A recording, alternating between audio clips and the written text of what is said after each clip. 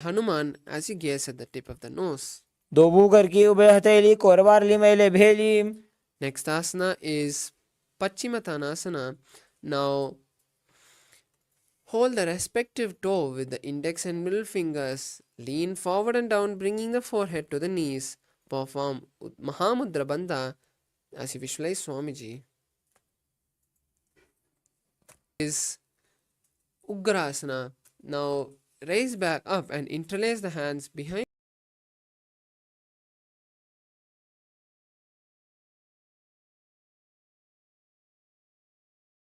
the neck. Lean forward and down, bringing the forehead to the knees and place the elbows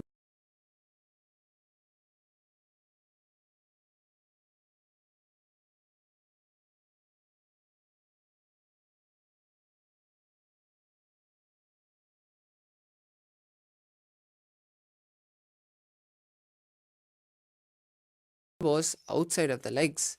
Visualize Kali in your inner space and hold the new japa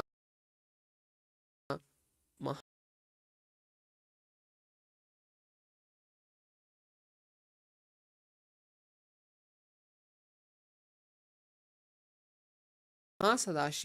in your inner space. Swapanibhyam dridham dhritva janubari shironyasete. Next asana is Marichi Asana.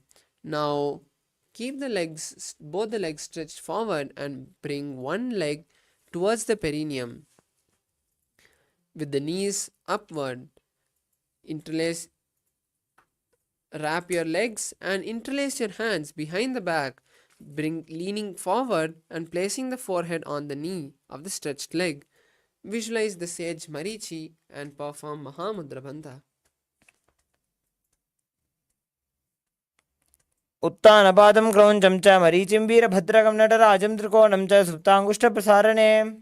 Next asana is Mahamudrasana. Now rest the knee, raise knee on the mat and hold the stretched leg with both the hands. Bring your forehead to the knees and perform Mahamudra.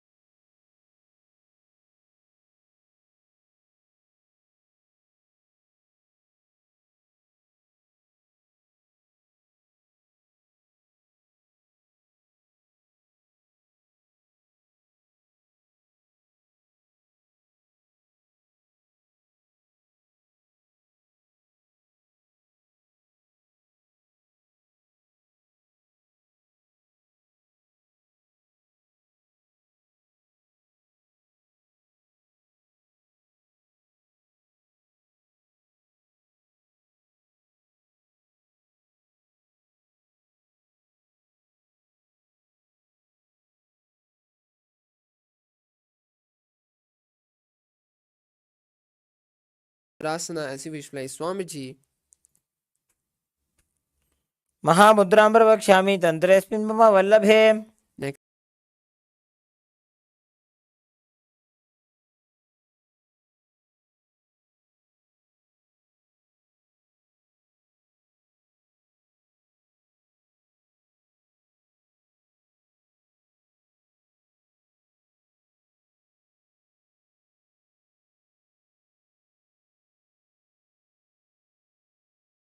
प्रवक्ष्यामि तन्त्रेऽस्मिन् मम वल्लभे.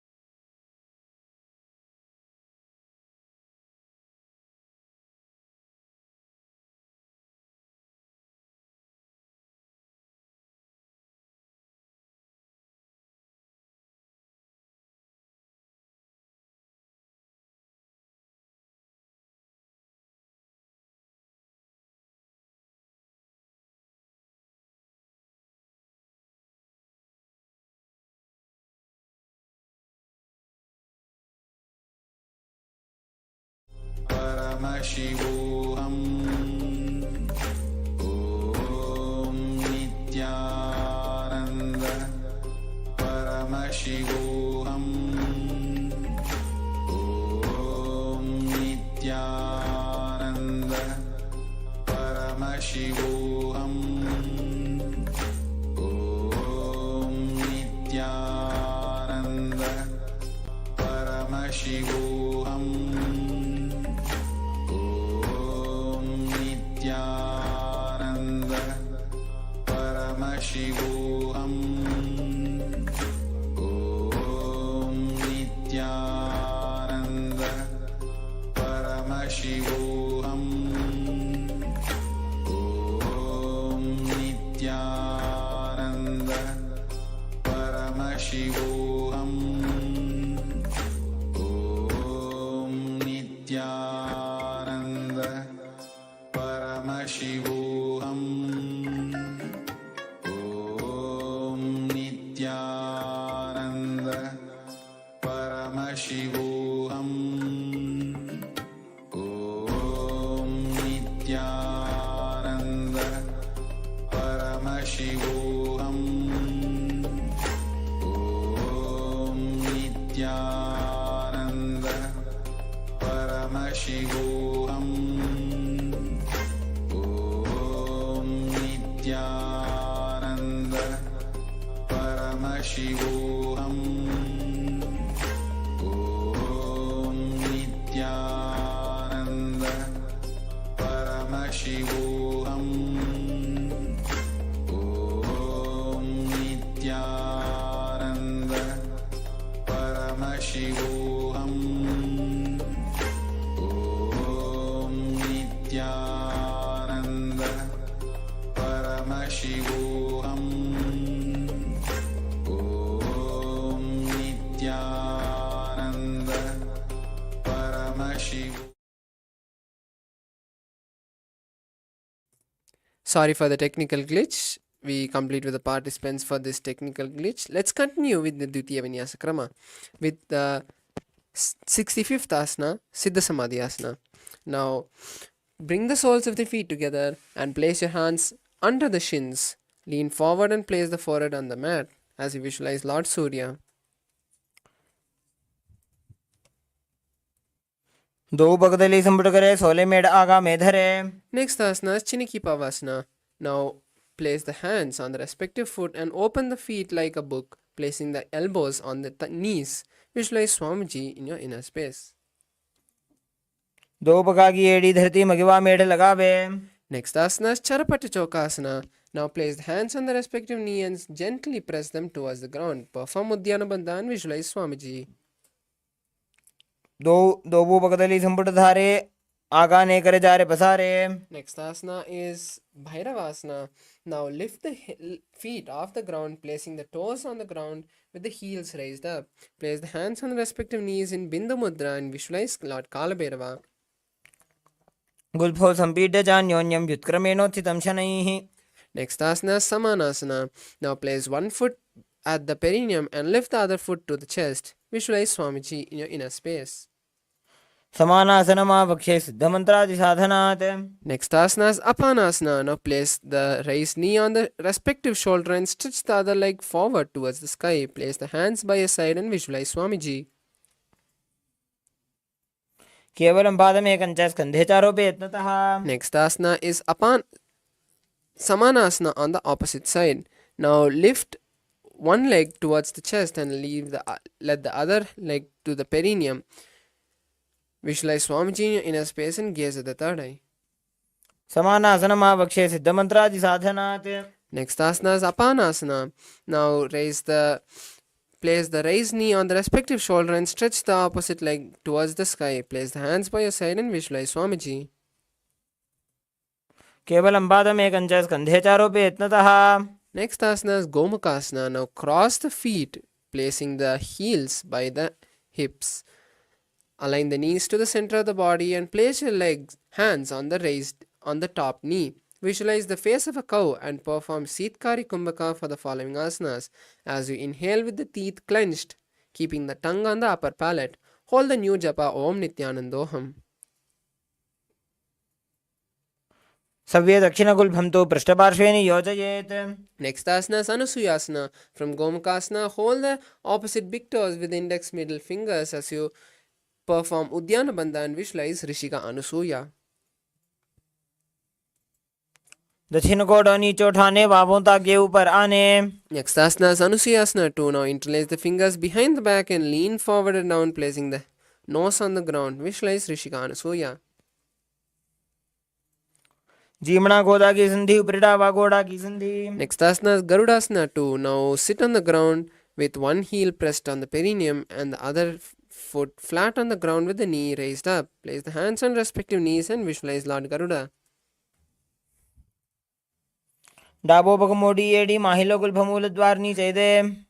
Next asana is Garuda, which is Naradasana. Now sit on the heel which was touching the perineum and interlace your hands behind the back, twisting outside of the raised knee. Visualize Sage Narada.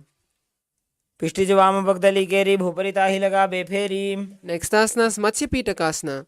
Now place the heel which was under the perineum on the opposite thigh and hold the raised legs, respective hand, and with the other hand hold the shin on the raised leg. Visualize Matsya, the fish avatar of Lord Vishnu.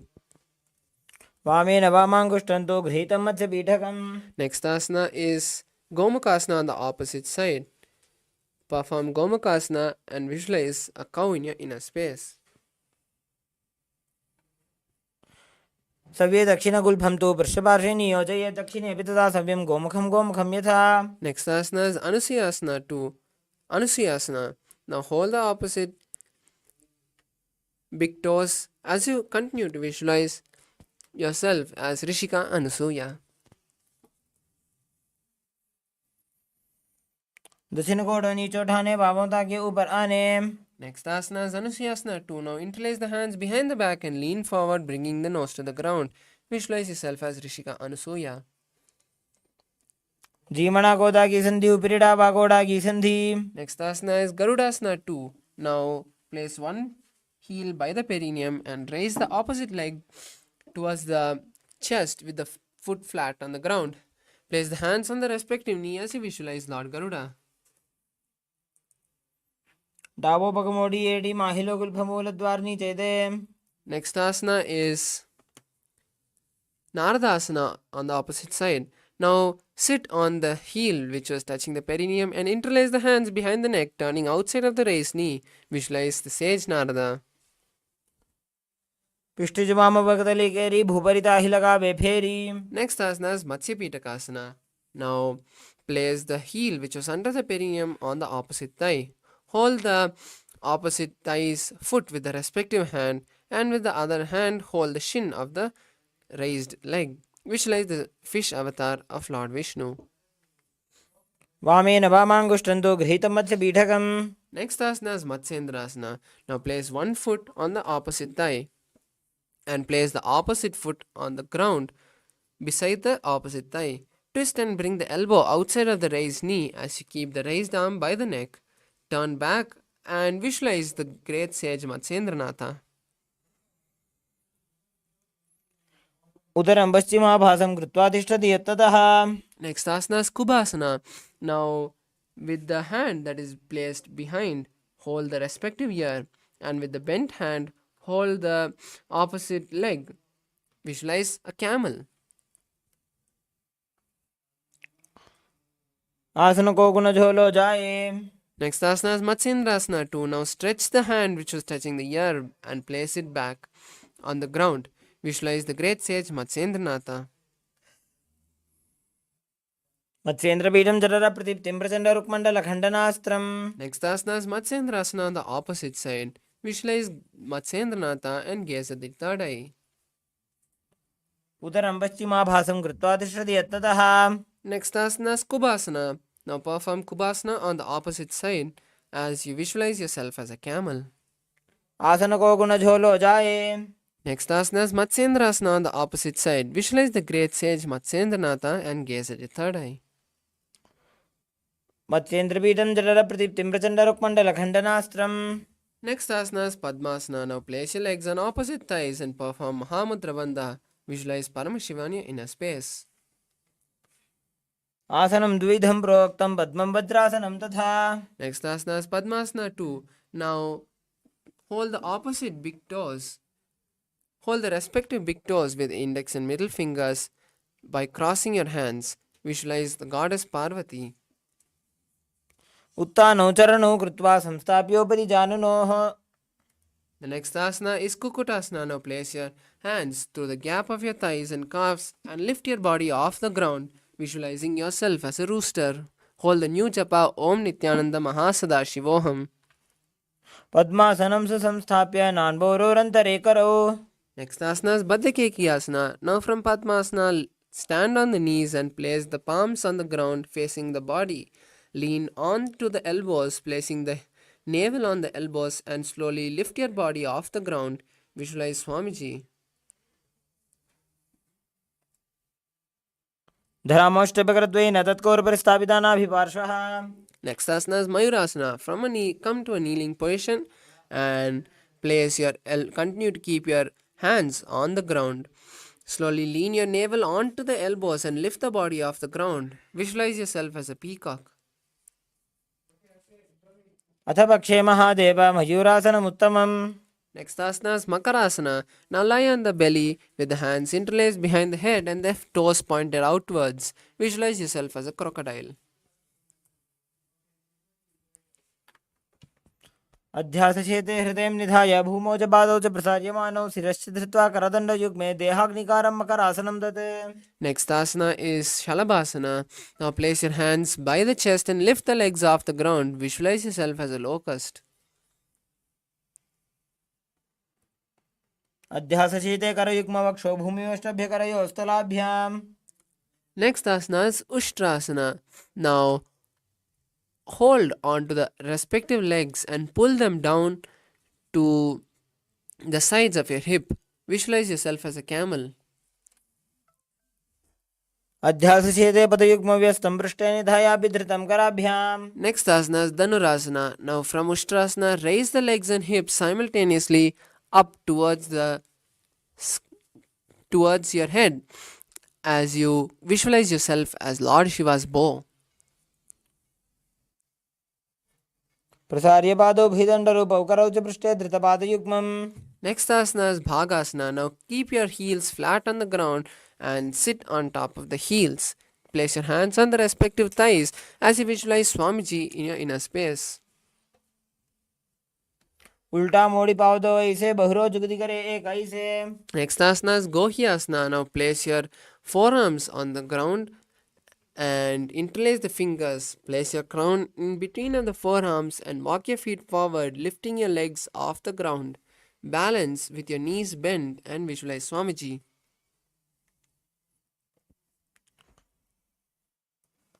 दो हाथ की कहुनी जोई पुनः गलाई जाने दोई. Next asana is Shirasasana. Now from Gohyasana, slowly balance and raise the legs straight up. Visualize Swamiji and gaze at the nose. विपरीतं मण्डलं च द्विधैव विदितं हिनः. Next asana is Podhyasana. Now sit with the hands beneath the calf and stretch the legs up, bringing the knees to the forehead. Perform Bastarika Kumbhaka for the following asanas as you intensely exhale. Visualize Swamiji.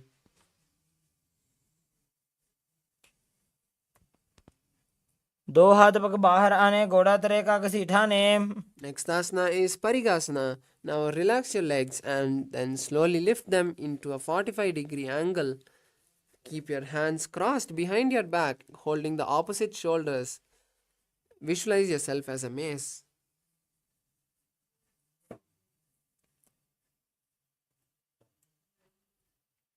उत्तानशयनं कृत्वा पादौ मिलित्वा प्रसार्य. Next asana is Naukasana. Now rest your legs for a moment and then raise them back up into the 45-degree angle. Place your forehands by your hips for balance if needed, or keep them by the side of your legs. Visualize your boat.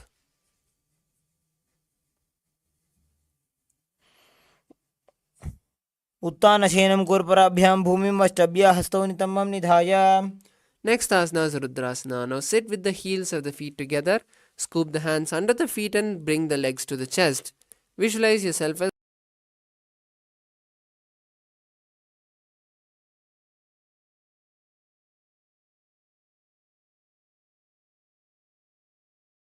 Lord Rudra.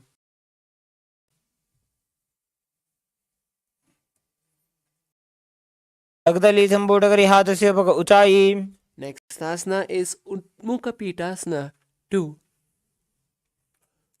Now lay on the back with the feet flat on the ground. Place the palms down with the fingers touching the back of the heel. Lift the hips up and visualize Swamiji in your inner space. ऊर्ध्वे च जानूनि कृत्वा शबित्वोर्ध्वमुखं तथा. The last asana for the Pratama Vinyasa Krama is Shavasana. Now lie on the back with your hands by your side with the palms facing upwards. Completely relax your body and visualize Swamiji liberating you. Visualize, see the Kundalini coming from the root center to the spine to the crown in Shakti Chalana Mudra. उत्तानं शववद्भूमौ शयनं तु शवासनं शवासनं श्रान्तिहरं चित्तविश्रान्तिकारकम्.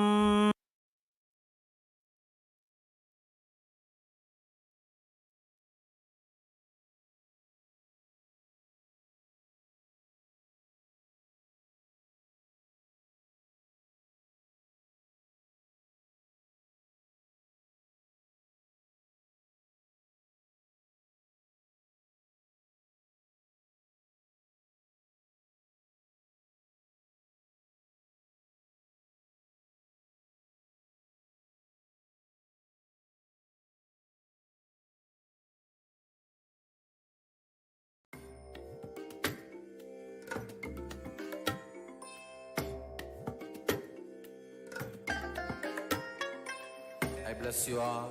Let you all.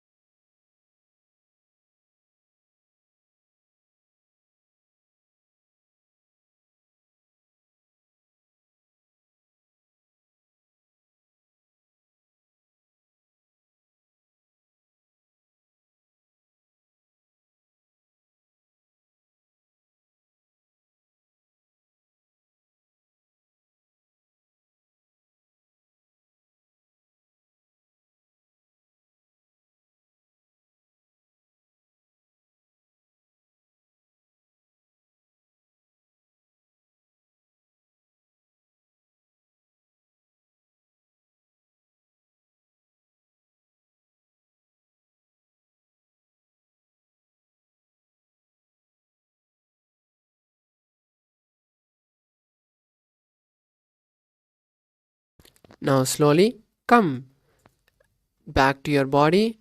Start wiggling your toes and fingers, your ankles and wrists, and lift your legs to your chest, wrapping your legs around the body. Wrap your legs with your hands and rock from side to side as you slowly come to a seated posture with your body in a comfortable position. Now we have successfully finished the 108 asanas of the Pratama Vinyasa Krama. Now we have to continue with the Dvitiya Vinyasa Krama, with the first asana being Yathashanishta asana. Now come to a comfortable seated position with your body in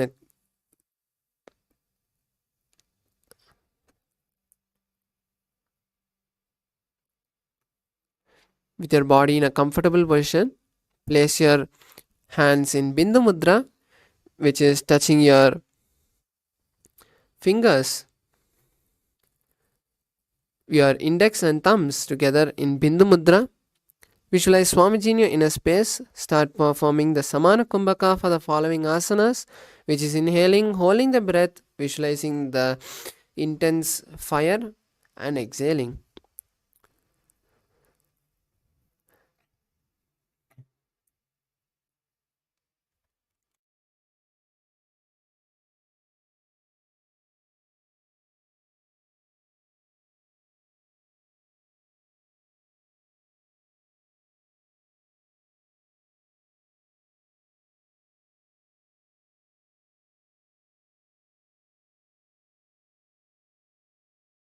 पर्यङ्कं तत्समाख्यातं यतसंस्थं यथा स्थितिः.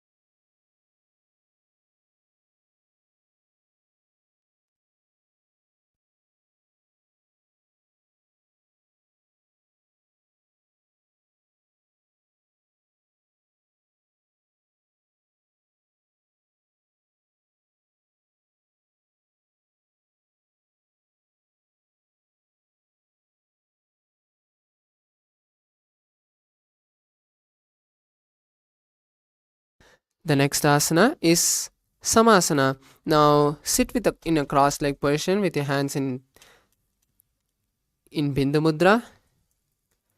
Visualize Swamiji in your inner space and continue to perform Samana Kumbhaka.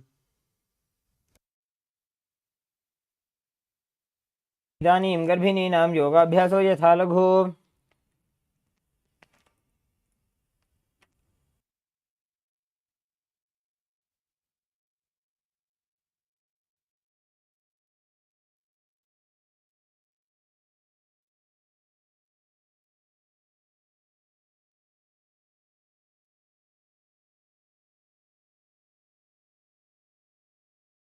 The next asana is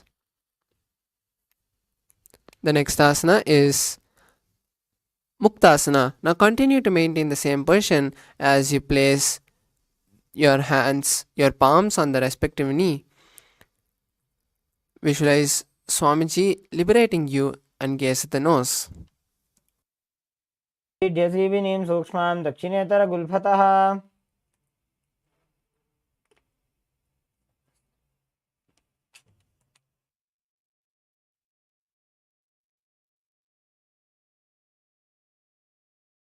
The next asana is Siddhasana. Now maintain the same position as Muktasana and switch the gaze to the third eye.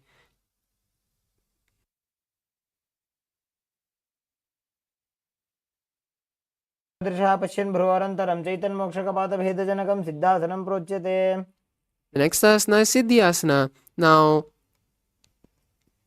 from Siddhasana, switch the gaze to the ground in front of you and visualize Swamiji in your inner space.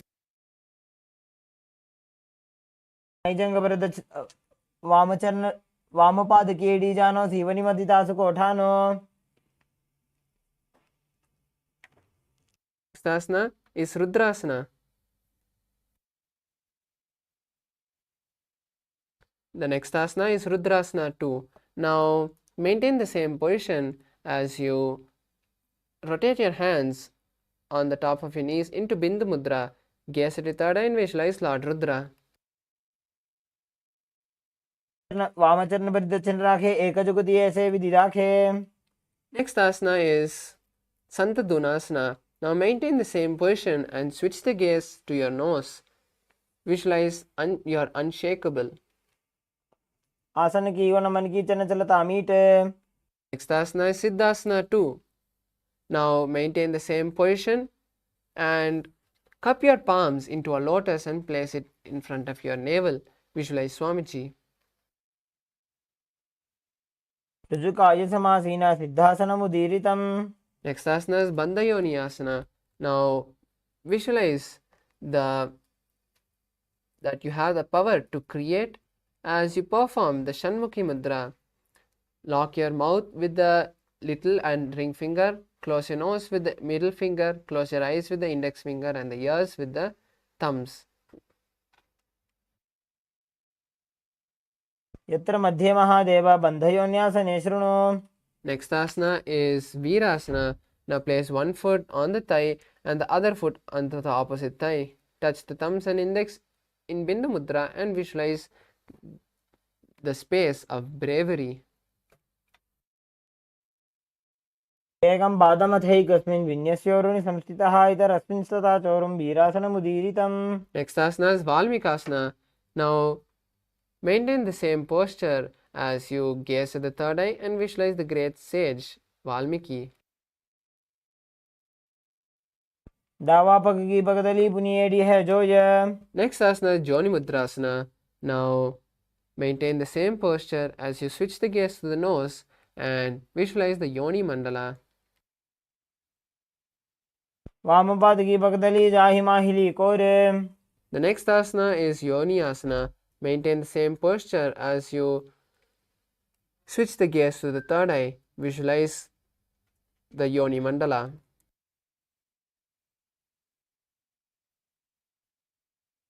न्यासनं पर्वतेन योगं योगफले नीलम्. Next asana is Bhadrasana 3. Now bring the soles of the feet together and hold the feet with both your hands. Perform Uddiyana Bandha and visualize Veerabhadra. गुल्फौ च वृषणस्यादः सीवन्त्याः पार्श्वयोः क्षिपेत्. Next asana is Aghorasana. Now place your left hand on the respective knee and the right hand on the mouth.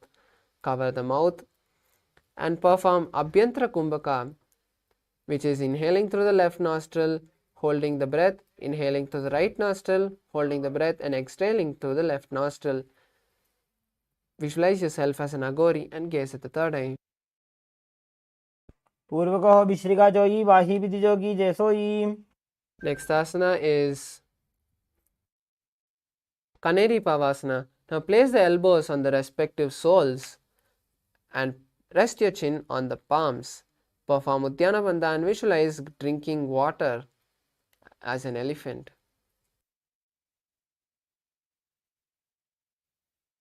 वाली पाव आसन कक्यो है जैसे Yahoo में जाने विधि तैसे. Next asana is Parasana. Now sit with knees raised and place the arms between the thighs and calves. Interlace the fingers in front and lift the feet off the mat. Visualize Swamiji.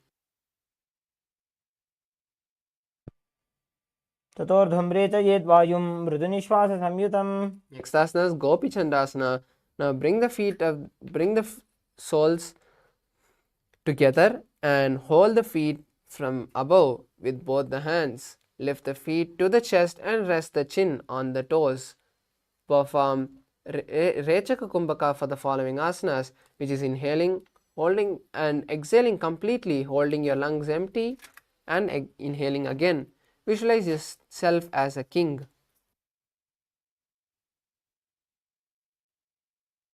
पूर्व विधि पगा का अंगूठा कंठ को पराशे. Next asana is Uttarasana. Now place the soles of the feet together and scoop the hands under the legs, lifting the legs to the chest. Rest your chin on the soles as you visualize your body free from any disease. तो पगदली संपुटटाने उभय हस्त करी उरद हिताने. Next asana is Vishishtasana. From Uttarasana, lift the legs towards the face and place the legs in front of your face as you visualize yourself excelling in everything. दो पगदली जोड़ी संपुट करे. The next asana is Bhujasana.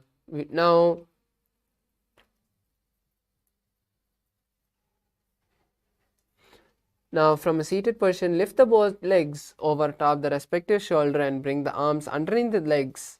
Interlace the fingers behind the neck and visualize yourself as a cobra.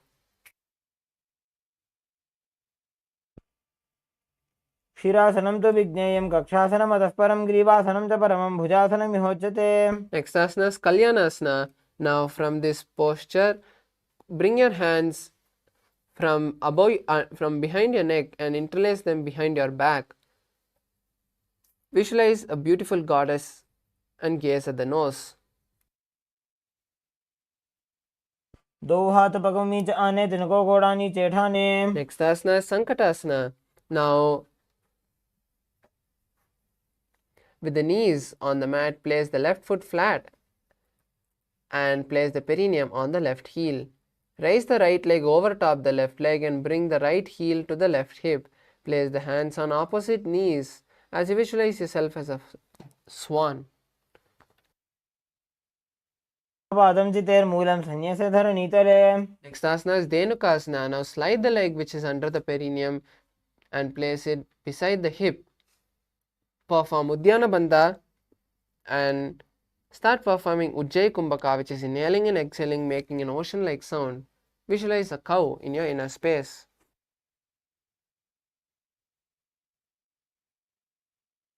नगरपञ्चडं ऋषिलिन्दगल्यम्नि. Next asana is Machandrasana. Now place the right foot on the left thigh and place the left foot on the right knee. Bring the left hand behind the back and hold the right thigh. Place the hands on the left thigh and twist the body.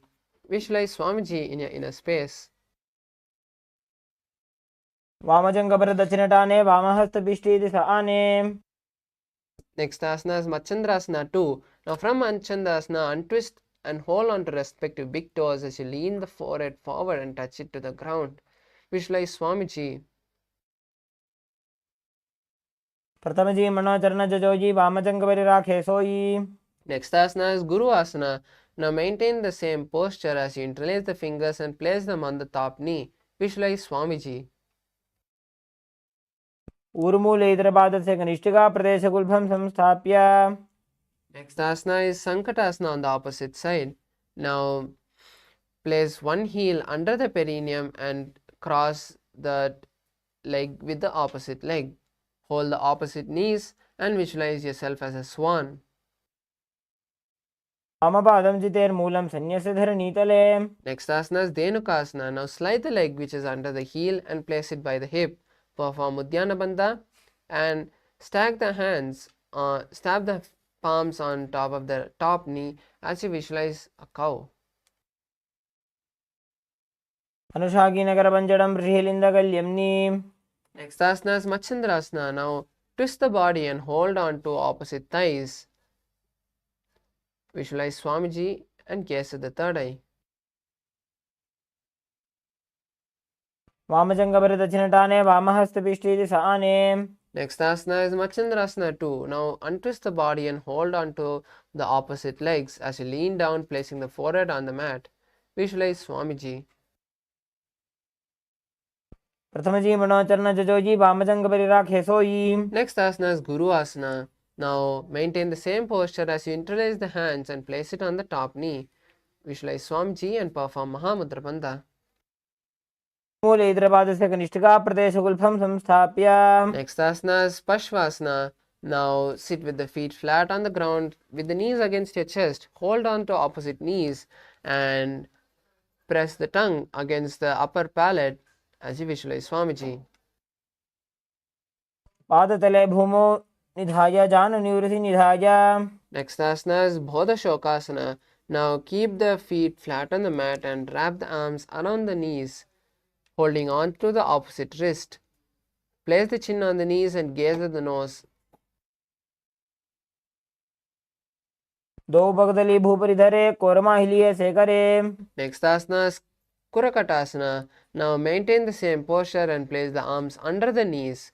Hold on to the opposite elbows and visualize Swamiji as you gaze at the nose.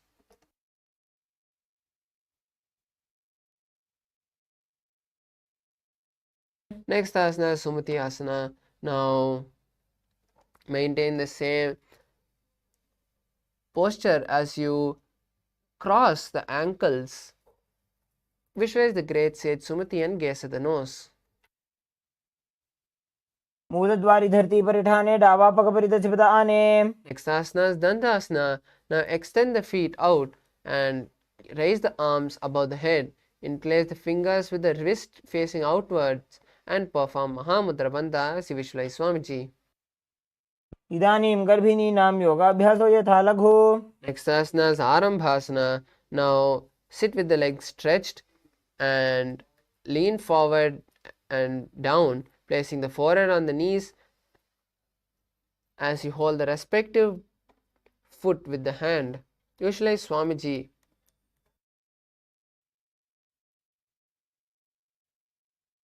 दोवू पग मिलिवा पसारी पगागा अंगूठा पकड़ी लीला टकोड़ा लगावे. Next asana is Bhidokasana. Now continue to keep the legs extended as you separate them apart.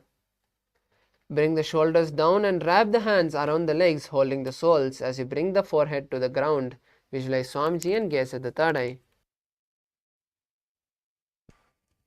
प्रथम बेसी दो पा पसारी कुछ को उर्त को कुरडो डारे. Next asana is Jalandhari Pavasana. Now extend both the hands out under the heels with the palms facing forward. Place the forehead behind the heels and visualize Swamiji gazing at the nose. दो एड़ी में लिखे दीजिए हाथ पसारी. Next asana is Urdhva Pachimatanasana. Now sit with the legs extended and place one leg above the neck, behind the neck. Lean forward and down, holding the stretched leg with both the hands as you visualize Swamiji.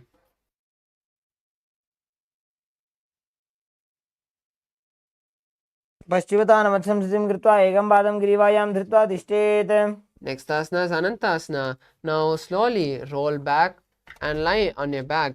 Continue to keep the leg behind your neck and hold the leg which is behind the neck with the opposite hand. Visualize you are the eternal one as you gaze at the nose. उत्तानशयनी एकैकं by ग्रीवायां विन्यस्य. Next asana is Ankushasana.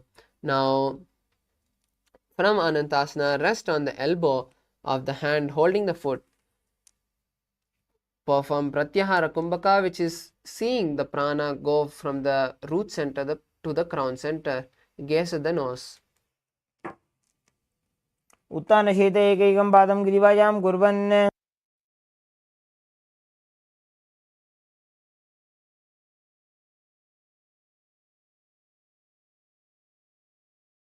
The next asana is Drishasana. Now lie on the back and bring your knees to the chest. Encircle the thighs and calves with the arms as you roll from left to right, visualizing Swamiji. उत्तानशयनं जानुनि हृदयपष्टम्भ जङ्घासहितो ऊरुनिकद्वये बद्ध्वा. Next asana is Urdhva Pachimatanasana on the opposite side. Now extend both the legs and place the opposite foot behind the neck as you lean forward and down.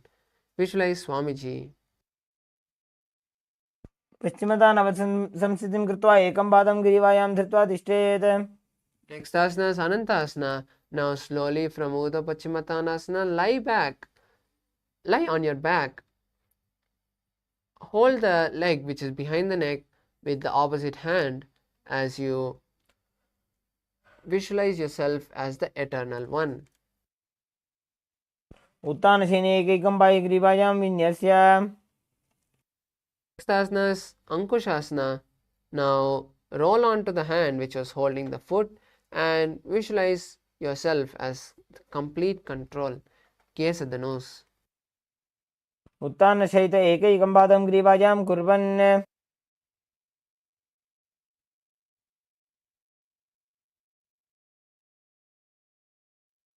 Asana is Yoga Nidrasana. Now lay on the back and place one leg at a time behind your neck. Visualize Swamiji and gaze at the nose. पादाभ्यां वेष्टयेत् कण्ठं हस्ताभ्यां पृष्ठबन्धनम्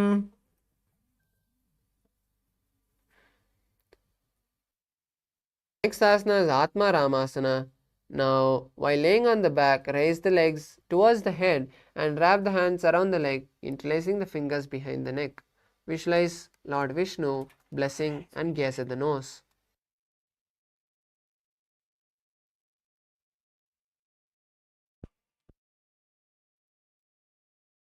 Atmaram आसन प्रथमसो धोसो वे Next asana is Kochikasana. Now, lie on the back with the knees to the chest and the soles facing up. Extend the arms sideways and visualize Swamiji. दो हाथ सीधा सा करे 300 बेसपा करे. Next asana is the sequence of Jatara Parivritti 1, 2 and 3. Visualize Swamiji throughout this sequence. Now lie on your back with the knees to the chest. Stretch the arms to the side at the shoulder level. Jatara Parivritti 1. Now place one knee bent and the other knee straight on the ground. Jatara Parivritti 2. Keep both the knees bent to one side.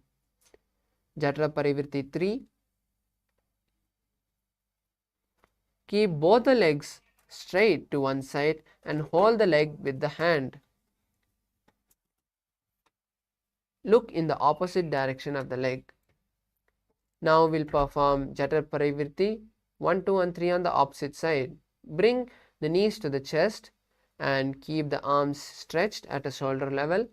For Jatara Parivritti 1, bend one knee to the ground and keep the other leg straight. Jatara Parivritti 2, keep both the legs knees bent to one side, and for Jatara Parivritti 3, straighten to one side and hold the legs with the hand. Gaze at the opposite side. परिवृत्ति कुक्षि भागे त्रिधा हि परिकीर्तितः बद्धकोणं सुप्तकोणम् ऊर्ध्वकोणमथापि च. Next asana is Dvipada. Now lie on the back and bend the knees, holding the feet on flat on the ground. Hold the ankles and keep the hips lifted up. Gaze at the nose and visualize you're a bridge. क्रियायुतं द्वन्द्वपीठ सर्वबलप्रदम्. Next asana is Paryankasana. Now lie on the back and place the feet flat on the mat. Bring the arms over the head and place the hands flat on the mat as well, with the fingers pointing towards the feet. Lift the entire body off the ground as you visualize yourself as a stone furniture. उत्तानशयनमस्तदलाभ्यां भूमिं वष्टभ्यः पादतलाभ्यां भूमिं धृत्वा. Next asana is Shotanasana. Now lie on your back and bring the knees to the chest. Hold the shoulders with the respective hand and move the hips in a circular motion. Visualize yourself as a playful dog. शुभशरीरं संस्थाप्य जानुनी सम्मील्य नाभोवाञ्जीय. Next asana is Viparita Karani. Now lie on your back and raise the hips and legs up towards the sky. Bring the hands to the lower back for support if needed, or else keep the elbows and hand extended on the mat below. Balance here as you visualize Swamiji. भूतले सशिरो दत्त्वा खेनये चरणध्वजम्. Next asana is Viparita Karani 2. Now lie on the back and raise the hips and legs up. Like in Viparita Karani 1, just stop the circular motion of your legs and visualize Swamiji. करणी विपरीताख्या सर्वाधिव्याधिनाशिनी नित्यम् अभ्यासयुक्तस्य जाठराग्निविवर्धनी. Next asana is Langalasana. Now from Viparita Karani, slowly lower your legs behind your head. Continue to have Jalandhara Bandha as you visualize yourself as a plow. Keep your hands interlaced behind your back.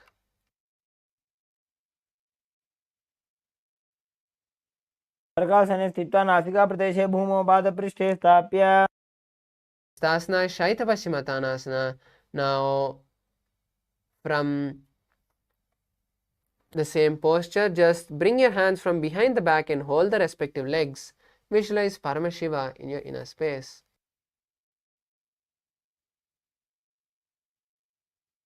तानं शयित्वात् कुर्वीत शयितपश्चिमतानकम्. Next asana, Supta Konasana. Now from the same posture, slowly extend the legs wide open as you continue to visualize Swamiji. परिवृत्ते कुक्षे भागे त्रिधा हि परिकीर्तितः बद्धकोणं सुप्तकोणम् ऊर्ध्वकोणमथापि च. The next asana is Chakrasana. Now from this position, now slowly bring the feet together and roll onto your back as you continue to keep the legs straight. Visualize yourself as a wheel. शवासनस्थो द्वौ पादौ कुर्यान्मस्तकतः परो. Next asana, Supta Prasarita Padangushtasana. Lie on the back and keep the legs vertical. Hold the big toes with your index and middle fingers as you open them wide. Visualize Swamiji in your inner space. उत्तानपादं क्रौञ्चं च मरीचिं वीरभद्रकम्. Next asana, Supta Padangushtasana. Now lie on your back with the toes extended up and continue to hold the legs in Prana Mudra as you visualize Swamiji. उत्तानपादं क्रौञ्चं च मरीचिं वीरभद्रकम्. Next asana is Matsyasana. From Shaitya Supta Padangushtasana, cross the legs into Padmasana and place them down. Hold the opposite elbows behind your head as you visualize yourself as the fish avatar of Vishnu. मुक्तपद्मासनं कृत्वा उत्तानशयनं चरेत् कूर्पराभ्यां शिरोवेष्ट्या मत्स्यासनं तु रोगः. Next asana is Parasharamasana. Now from Matsyasana, just place the back of the right hand on the left palm. Gaze to the nose and visualize Lord Rama.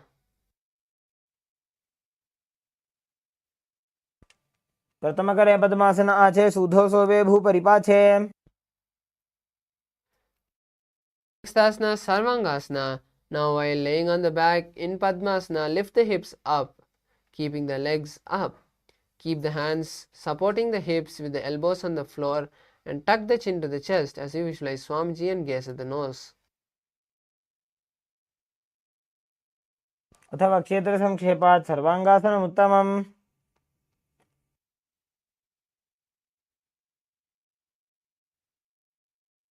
Next asana is Vrishtikasana. Now lay on the back and place one foot on the opposite thigh. Lift the other knee towards the head and extend both the arms up above the head and you hook the fingers.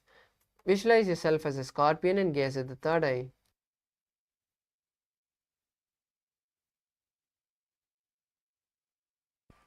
प्रथमशयन सूधो शीर्षकेशकी सन्धि सुदाखे. Next asana is Vrishtikasana on the opposite side. Now switch the position of your feet and maintain the same posture as you visualize yourself as a scorpion. प्रथमशयन सूधो शीर्षकेशकी सन्धि सुदाखे. The next asana is Vrishabhadakshepasana. Now interlace your hands behind your head and bring one knee to the chest as you touch the knee from the inside with the opposite elbow. Do this on the other side again and again, alternating the feet as you visualize Swamiji in your inner space. उत्तानशयनं कृत्वा अङ्गुलिभिकन्द्रं बद्ध्वा कूर्परो मिलित्वा. Next asana is Marottananasana. Now lie on the back and lift one leg at a time and try touching the respective ear. Visualize Swamiji in your inner space. श्रोतानवसंसिद्धि कृत्वा जानुद्वयं पर्यायेन कर्णयोः संस्पृशेत्. Next asana is Brikasana. Now while laying on the mat, place your feet flat and get up and sit back down and get up again. Do this again and again as you visualize yourself as a wolf. अथ उत्तानशयनं कृत्वा पादतलाभ्यां भूमिं धृत्वा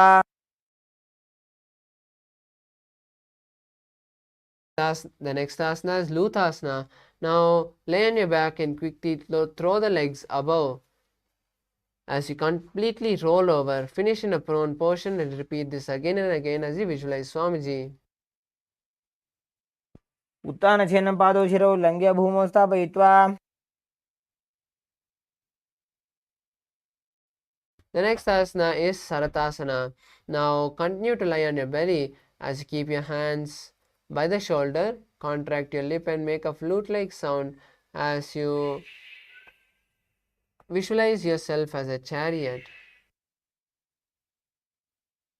निब्जं शयनं कृत्वा नाभिं भूमौ निधाय Next asana is Dehalyulangasana. Now come to a plank position and start jumping your feet between the palms and backwards again and again. Repeat this again and again as you visualize yourself gone beyond the body and mind.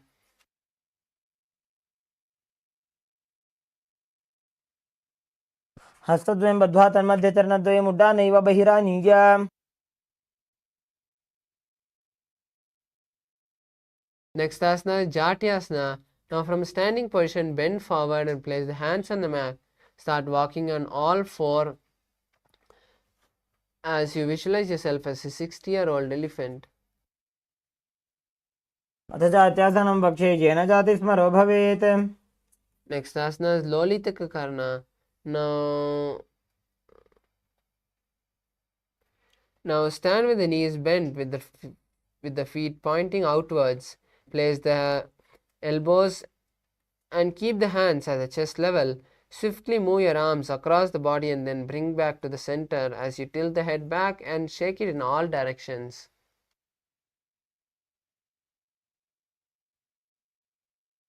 The next asana is Sarapasana.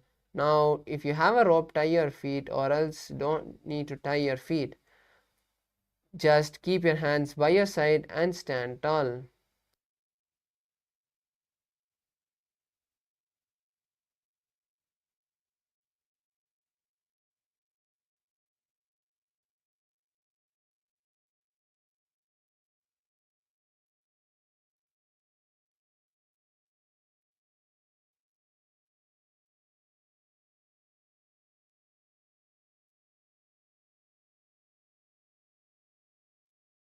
Visualize yourself. Visualize the Kundalini in you slowly raising from the Mooladhara to the crown center, the root center to the crown center. अथ सर्पासनं वक्षे वायुपाणाय केवलं शरीरं दण्डवत् तिष्ठेत् रज्जुबन्धस्तु पादयोः The next asana is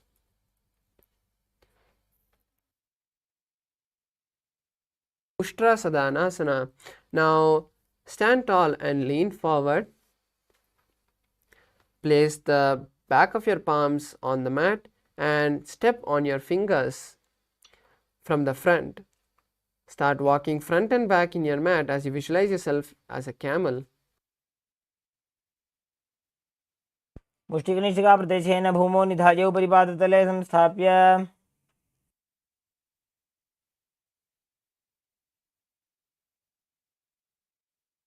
Next asana is Ashwasana. Now stand tall again and lean forward and down, placing the back of your palms on the mat and inserting your fingers under the feet from the side. Start walking front and back as you visualize yourself walking as a horse. मुष्टिकनिष्ठिकाप्रदेशेन भूमौ निधाय उपरिपादतले संस्थाप्य The next asana is Kapotanikatasana. Now stand straight with the feet together. Interlace the hands behind the back and pull them down towards the cast, opening the chest wide and tilting your head backwards. Visualize yourself as a diving bird. पादतले भूमौ निधाय पृष्ठभागेन हस्तौ जङ्घापर्यन्तं नीत्वा Next asana is Talapushpaputam Karna. Now stand tall with the palms together in Namaskar Mudra. Gently bend the knees and keep the toes pointing outward. Simultaneously open your palm and raise the heel off the ground, slightly lowering the waist and shoulder of the respective heel. Visualize your offering flowers to Paramashiva.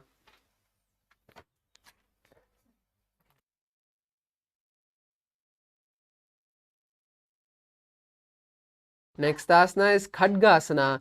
Now lay on the stomach and jump the feet up towards the hands and stand, bringing your palms together and forming the horn of the rhinoceros. Visualize yourself as a rhino and gaze at the nose. नृत्यसरतमासनं कृत्वा पादतलाभ्यां भूमिं वष्टभ्य.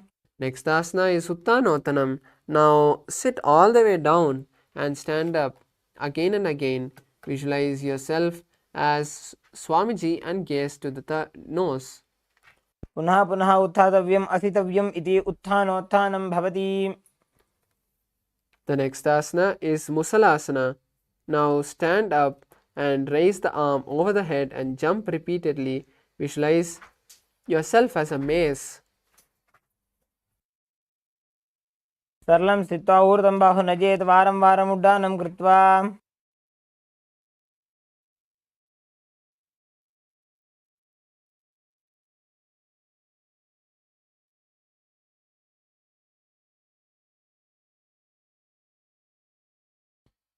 The next asana is Uchirshaka.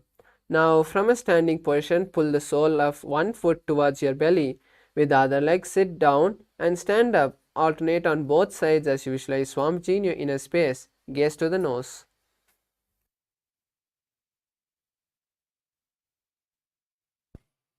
एकैकं पादतलं कुक्षौ निधाय तिष्ठेदुच्छीर्षकं भवति.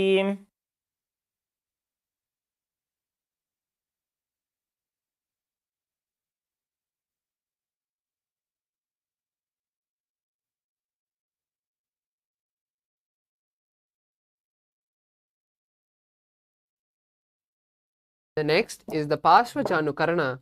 Now stand and keep one leg slightly bent with the toes pointing to the outside. Bend and lift the opposite knee towards the chest with the toes pointing downwards. Now keep the arm holding the knee with the hand pointing outward and the hand and the fingers closed into a fist. Let the opposite hand hang down on top of the opposite thigh with the wrist twisted and the fingers pointing towards the body.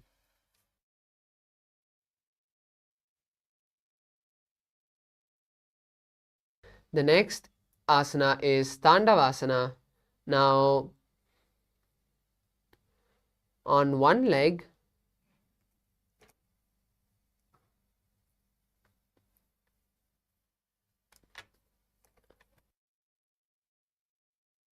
now stand tall and extend one leg forward and keep it straight. Sit down and stand up, keeping the stretched leg straight, and visualize yourself as Paramashiva dancing. एकेन पादेन स्थातव्यं ताण्डवासनं भवति.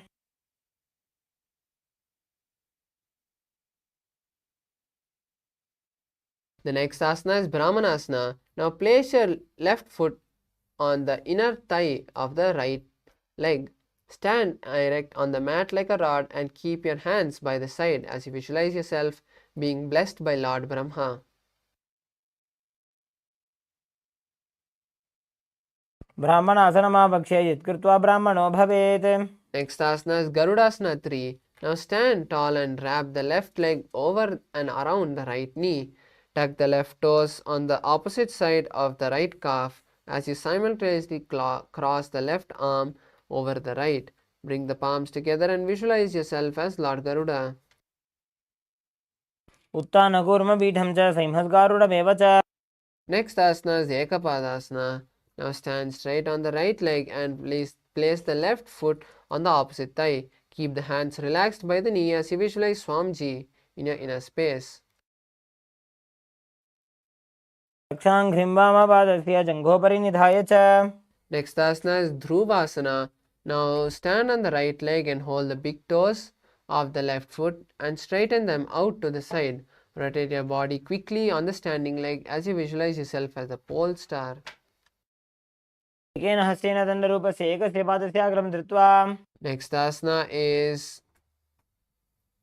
Trivikramasana. Now stand on the right leg and place the left leg behind the neck. Sit down and stand up as you visualize Lord Vishnu taking 3 steps. ग्रीवायां पादं संस्थाप्य स्थातव्यम् उत्थातव्यं त्रिविक्रमासनं भवति.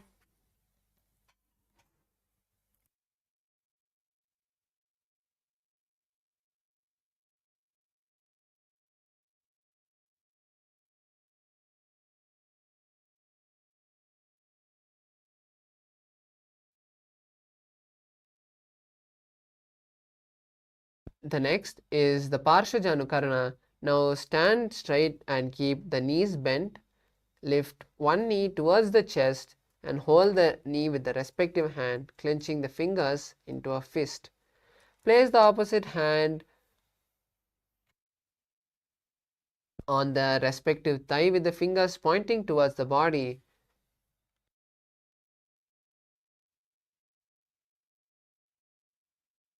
Next is Tandavasana on the opposite side.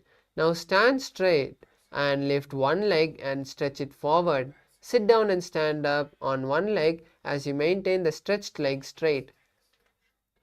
Visualize Lord Shiva dancing. एकेन पादेन स्थातव्यं ताण्डवासनं भवति. Next asana is Brahmanasana.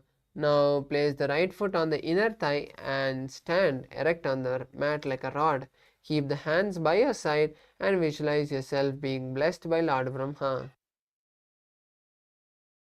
ब्राह्मणासनमावक्ष्य यत्कृत्वा ब्राह्मणो भवेत्.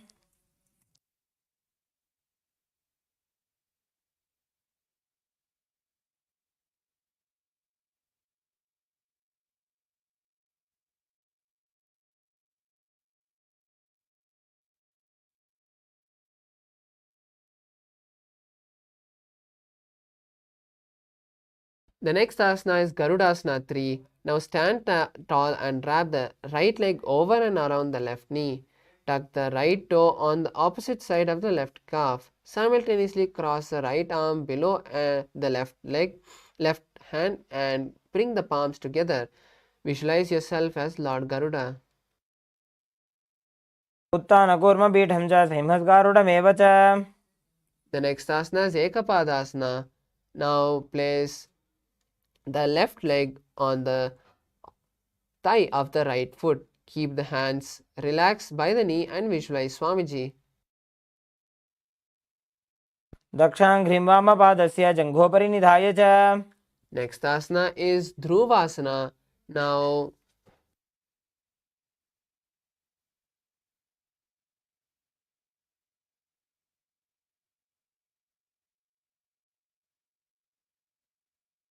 stand on the left leg and hold the big toe of the right foot and straighten the right foot to the side. Rotate your body quickly on the standing leg as you visualize yourself as the pole star. एकेन हस्तेन दण्डरूपस्य एकस्य पादस्य अग्रं धृत्वा.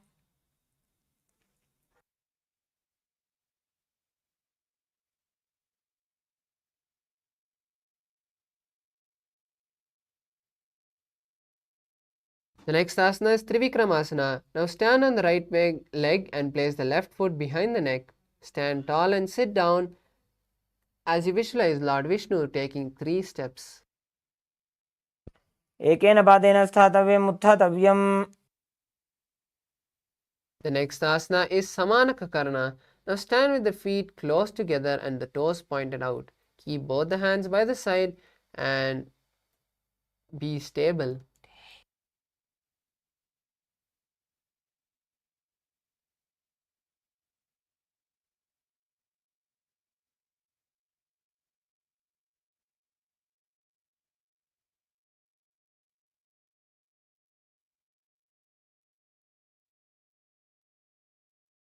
The next asana is Ghorak Anjali Asana.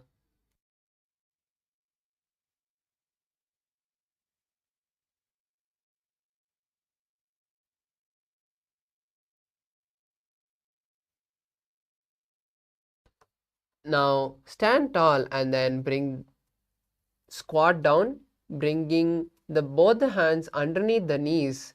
Make a finger lock and sit in a squatting position with the finger lock touching the navel.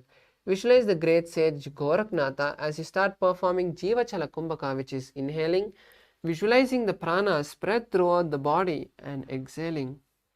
perform this kumbhaka for the following asanas. प्रथम ही बो होए बाहुरी नीच पुनि होवे. Next asana is Kanchi asana. Now insert the hand between the thighs and calves and wrap them around. Squat down and hold the hands behind as you keep the chest straight. Visualize Swamiji in your inner space. ऊर्मध्याधस्थो निवेश्य नितम्बं धृत्वा पादतलाभ्यां भूमिं वष्टभ्य. Next asana is Bhairu asana. Now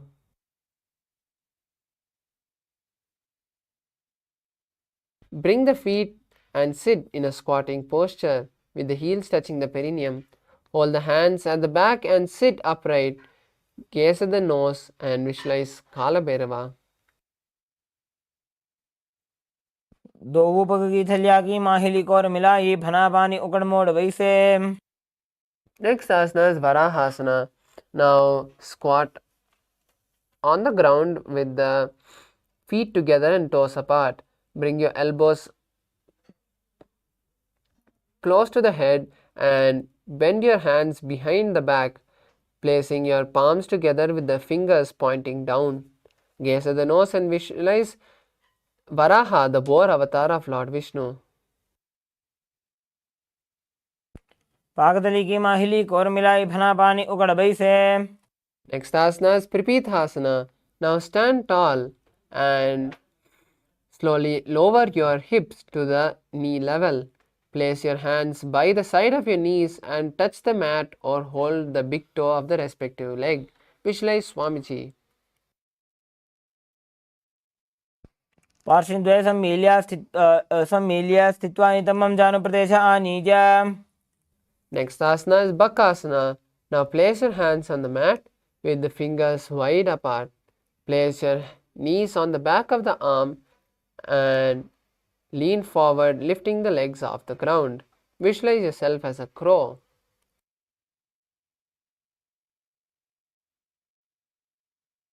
हस्ताभ्यामवनिमवष्टभ्य. Next asana is Shushtanga Kapalyasana. Now lean down and place the head on the ground. Spread the palms and fingers wide apart as you slowly walk your legs and stack the hips on top of the shoulders. Lift the legs off the ground and lock your legs into Padmasana. Visualize Swamiji and gaze at the nose. आसन को गुण कपाल आछो होई. Next asana is Guptasana. Now keep the toes flat and touch the opposite feet. Sit down between the feet and let the heels come outside of the hips. Keep the hands now on the respective knees and sit straight. As you gaze at the nose, visualizing yourself being seated in Paramashiva's secret seat. जानोर्भोरन्तरे पादौ कृत्वा पादौ च गोपयेत्.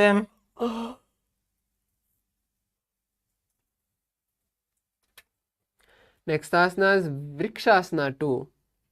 Now place the hands on the ground with the fingers wide apart.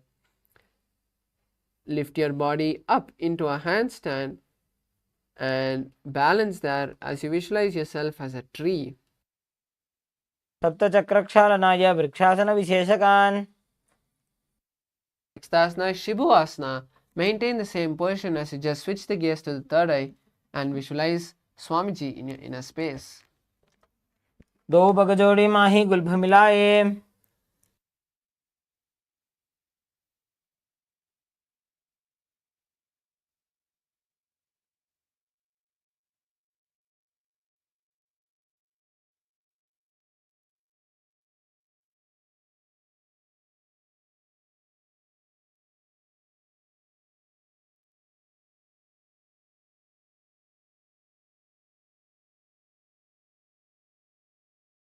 निब्जं शयनं कुर्वरो पार्श्वभागाय मूर्धकृत्य. The next asana is Matsyasana 2. Now lie prone on your belly, place your hands on the hip and move from right to left as you visualize yourself as a snake.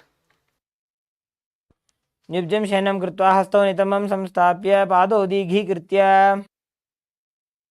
The next asana is Niralambhanasana.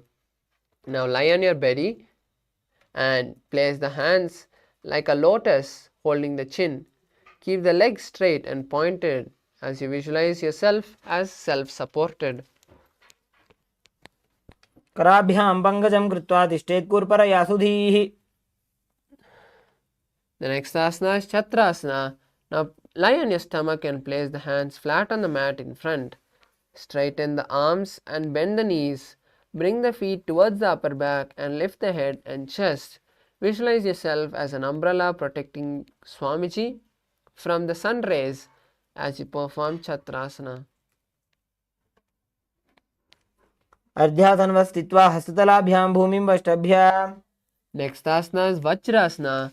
Now sit on the knees with the toes, with the top of the feet flat on the mat. Place the perineum on the heels as you stretch the arms in front with the palms facing down. Place the forehead on the mat and visualize you are the indestructible weapon of Lord Indra.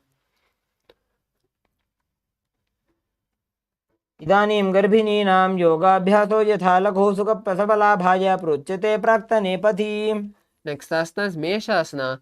Now push your body up into Gajasana with your hands and feet on the mat and hips raised.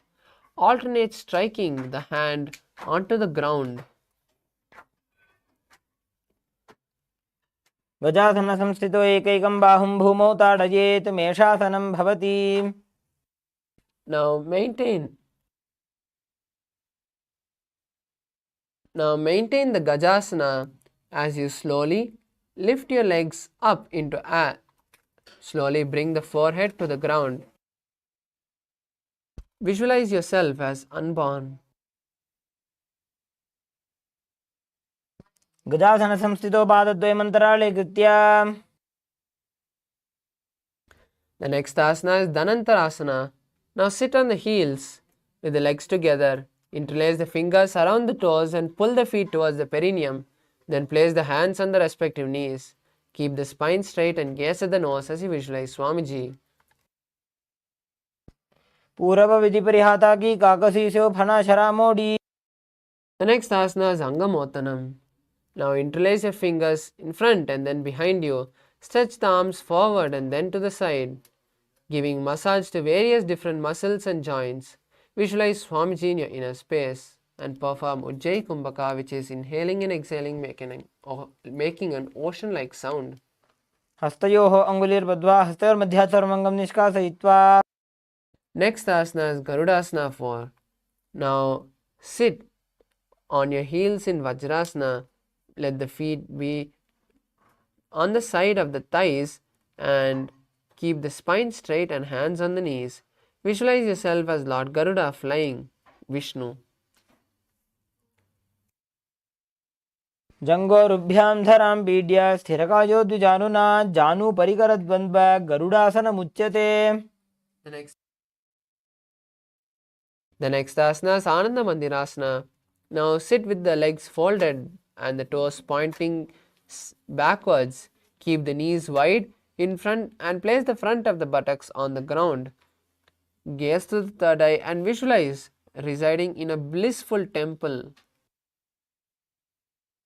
अथ वक्षे वीरनाथ आनन्दमन्दिरासनं यत्कृत्वा अमरो धीरो भवत्येवेह साधकः.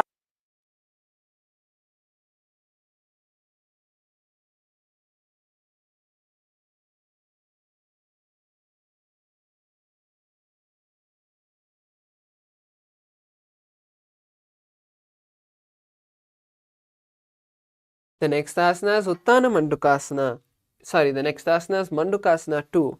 Now sit with the knees wide and the feet overlapping on the ankle. Place the hands under the knees and gaze to the nose as you perform Uddiyana Bandha and visualize yourself as a frog. पृष्ठं सम्पीड्य गुल्फाभ्यां जान्वङ्गे सबलयाकृतिः हस्तोपादतले क्षिप्तो मण्डूकं पाददोषहृत्. The next asana is Narasimhasana. Now keep your toes on the mat and heels together under the perineum. Keep the palms on the ground and let the thumbs touch.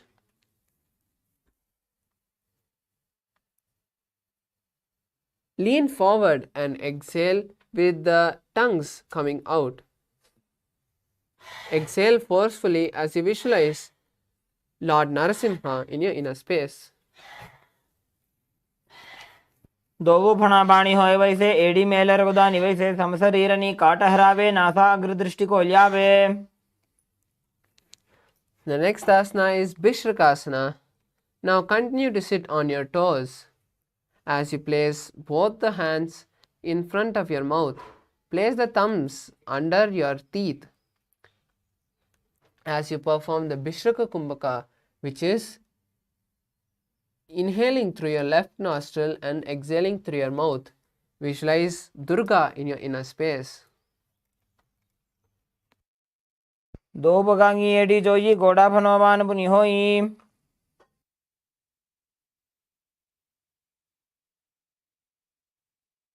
The next asana is Makadasana. Now keep the soles together and sit on top of your feet. Place the heels and bend the elbows, bringing the fingers to the chest as you scratch your body, imitating a monkey. Visualize yourself as a playful monkey and gaze to the third eye. दो बगदली संपुट आने तिनकी पिष्टि भूमि पर इटाने. The next asana is Vajrashankarasana. Now squat on the toes with your feet together and lift the knees off the floor. Hold the elbows behind the back as you gaze to the nose and visualize yourself as a diamond.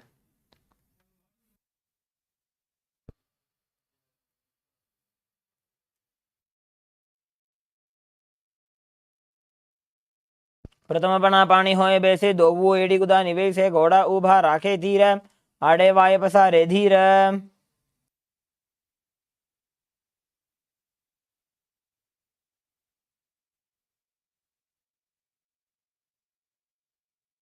The next asana is Kanchanasana.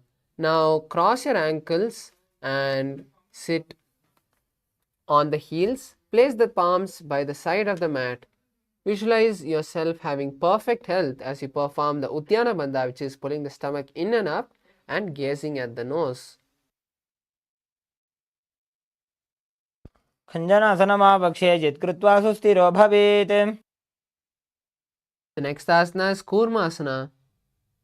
Now, with the toes flat, cross the feet on the ankles and place the perineum on the heels.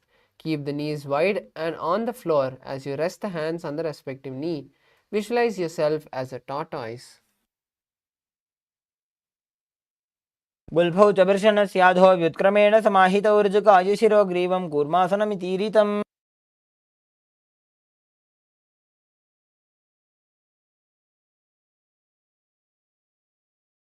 The next asana is Yogasana. Now with the toes flat, cross the feet and place the perineum on the heels.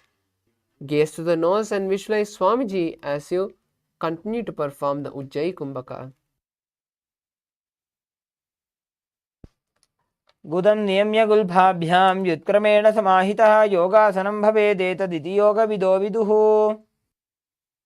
Next asana is Vijogasana. Now stand on the knees and cross the ankles behind the feet near the opposite knee. Hold the calves with the finger and insert the thumb. Hold the feet with the thumbs outside and the fingers inside. Gaze at the third eye and visualize oneness with your Guru.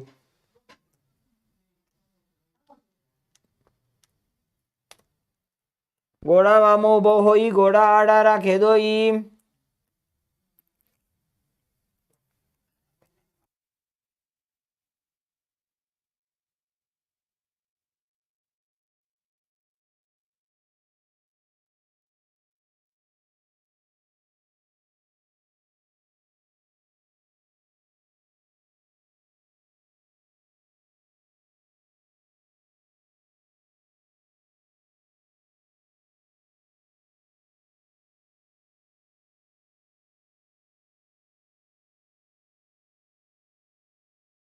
Next asana is Ushtrasana 2. Now, in a kneeling position, bend backwards and hold the ankles with the hand. Keep the arms straight and push the hips forward and tilt the head behind. Visualize yourself as a camel and continue to perform Ujjayi Kumbhaka. मेरुदण्डग्रन्थिदाढ्य संविपादयिषुप्पुमान्. Next asana is Jatyasana with the heels together and hands on the sole of the feet. Slowly bring the elbows down to the mat and place the back of the head on the mat. Visualize yourself as a blooming lotus and gaze at the nose. दो एड़ी संपुट करे सोले मूलद्वार इधर इधर है. Then the next asana is Viratasana. Now slowly lean down and place the back on the mat. Do this again and again as you visualize Swamiji in your inner space.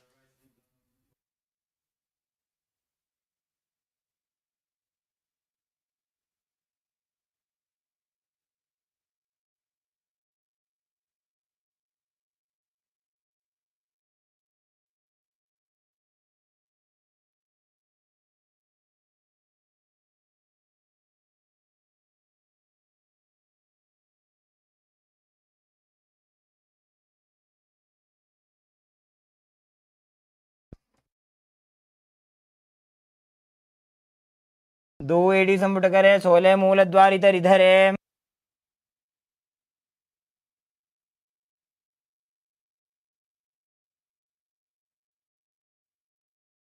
The next asana is Kapotasana. Now from Viratasana, raise the hips higher and bring the forearms on the mat.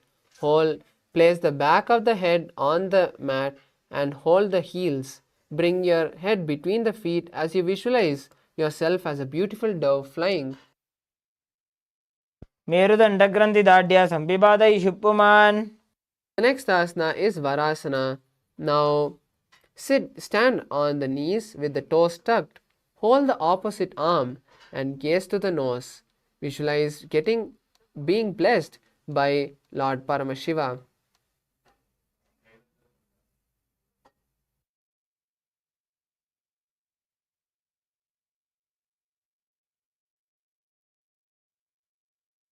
अनुनि भूमौ संस्थाप्य हस्ताभ्यां बाहु परस्परं धृत्वा.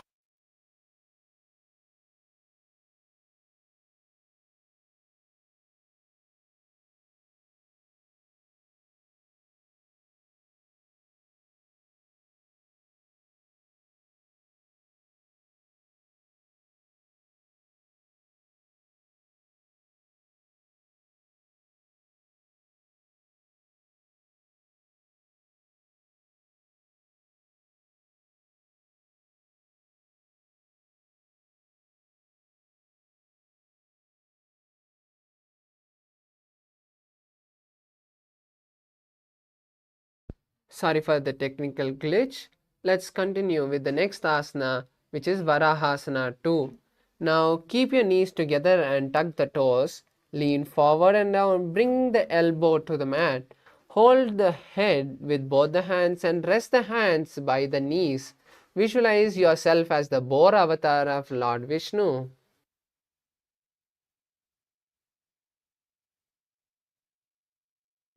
सूर्यं चन्द्रं भेदनानि आसनानि निकद्यते कूर्परौ भूमौ स्थापयित्वा.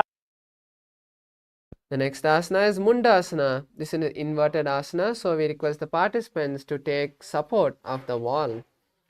Now